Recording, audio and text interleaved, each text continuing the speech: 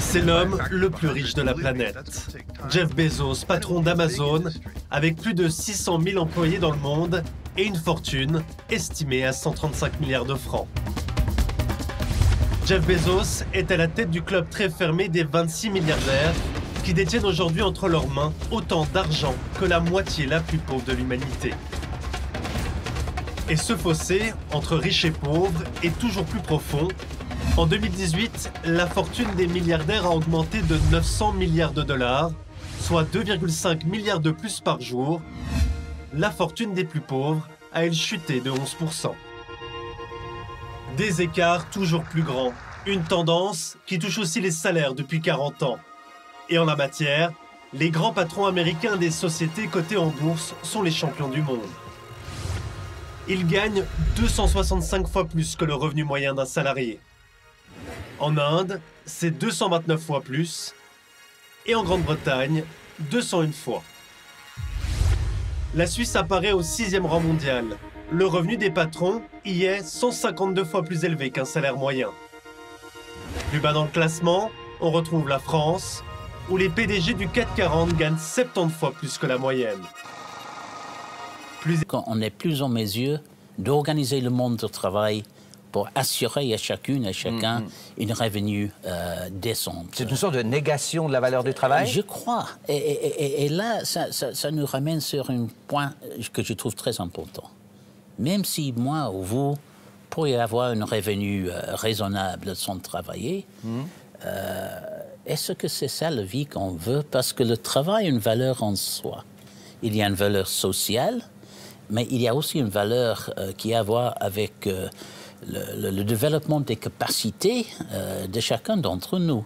L'idée vient d'ailleurs, il y a beaucoup de partisans du revenu universel dans la Silicon Valley, dans les milieux libertariens américains aussi. Est-ce que ça vous étonne que ça vienne de là? Pas du tout, parce que peut-être Silicon Valley nous réserve un avenir du travail, où chacun travaille dans une plateforme.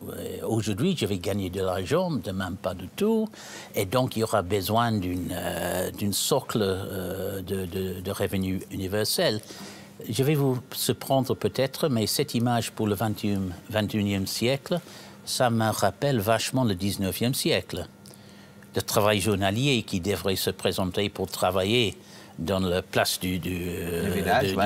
Ouais. Aujourd'hui, il travaille. Demain, si le patron ne veut pas, il ne travaille pas. Ah, il verra sur son application. Mais même chose pour les dockers. Chez moi, à Liverpool, on travaillait comme ça. Ce n'était pas vraiment une utopie. Donc, ce n'est pas ce chemin-là, je pense, qu'il faut suivre. Merci, Guy Ryder, d'avoir accepté cet entretien pour Géopolitis. Et je vous souhaite le meilleur pour cette année du centenaire de l'Organisation internationale du travail. Je vous remercie. Merci. Toutes les époques ont engendré des révolutions formidables dans le monde du travail. Il y a un peu plus d'un siècle, Henry Ford lançait la production à la chaîne dans ses usines de Détroit. Le début d'une nouvelle ère industrielle. C'est notre rubrique Ce jour-là, façonnée artisanalement par Kevin Gertsch.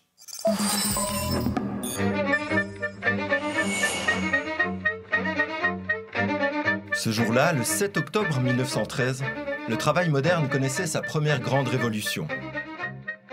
Les ouvriers restent à leur poste et ce sont les pièces qui avancent vers eux. À l'origine de ce travail répétitif, Henry Ford veut optimiser chaque geste pour produire plus.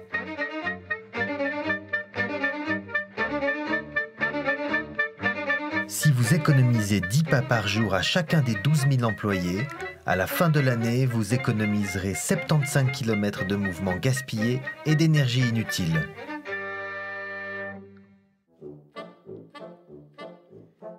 Le Fordisme va permettre de fabriquer la première voiture grand public, la mythique Ford T. Avant la chaîne de montage, il fallait 12 heures pour fabriquer un véhicule. Avec elle, à peine 1h30. En quelques années, la méthode Ford permet de diviser les coûts de production par 2. La production explose, la voiture devient un produit de masse, accessible à presque tous. Même les ouvriers de Ford ont les moyens de s'en payer une. Il y a des ennuis sur la chaîne 20. J'aperçois un écrou mal serré. Chef d'équipe, attention. Dans son film Les temps modernes, Charlie Chaplin fait une critique mordante de cette métamorphose qui va s'imposer dans toutes les usines du monde.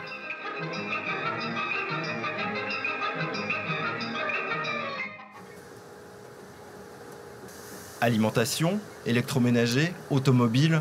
Aujourd'hui, l'obsession de la productivité est toujours bien là. Mais sur les chaînes de production, l'être humain a presque disparu.